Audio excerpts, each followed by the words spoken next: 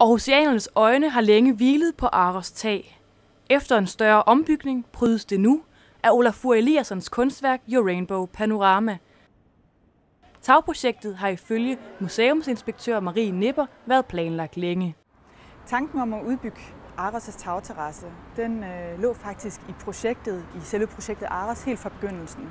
Allerede i 97, da man udskrev arkitektkonkurrencen om museet her, der var det med i projektbeskrivelsen, at man tænkte en tagetage med.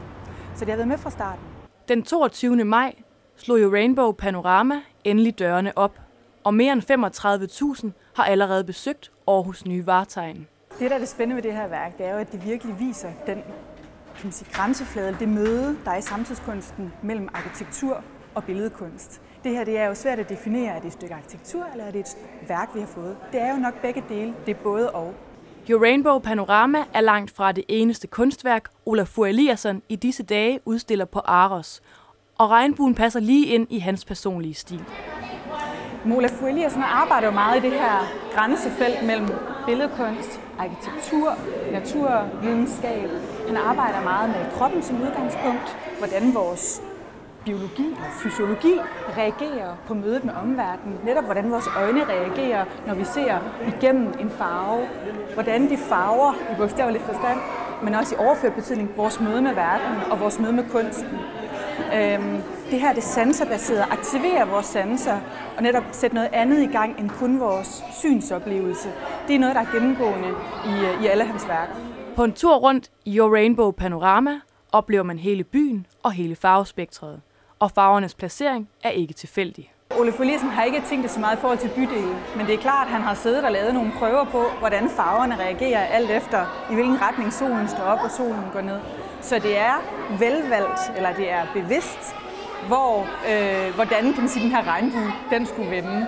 Museumsinspektøren mener ikke, at man skal gå skuffet hjem, hvis ens bydel ikke lige står i yndlingsfarven. Altså, vi kan desværre ikke dreje regnbuen for dem, men hvis de er kede af, hvilken farve deres bydel har set heroppe fra, så er det jo bare med at komme ud i den virkelige verden og se bydelen i den farve, de farver, den nu har derude.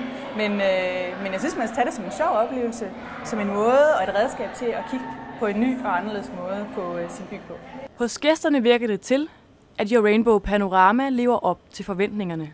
Jeg havde høje forventninger til det, for nu har man gået og kigget på det i, jeg ved ikke næsten hvor mange år, de har været i gang med at planlægge det, og så været i gang med at bygge det. Jeg synes, det har været imponerende, fordi man havde sådan en idé om, at der er nok bare nogle farver, der lidt ændrer sig, men hele sådan en sanseapparat ændrer sig, når man kommer derop, og bare det der med, at du blinker med øjnene, så er det en helt ny sanseoplevelse hver gang. Så det synes jeg, det har været rigtig stort. Jeg synes, den er utrolig flot. Jeg synes, den er meget, meget flot. Det eneste, jeg synes er mærkeligt ved den, det er, at jeg synes, den der runde, den passer måske knap så godt til den firkantede bygning, men det er så min indstilling. Men jeg synes, det er utrolig flot at se.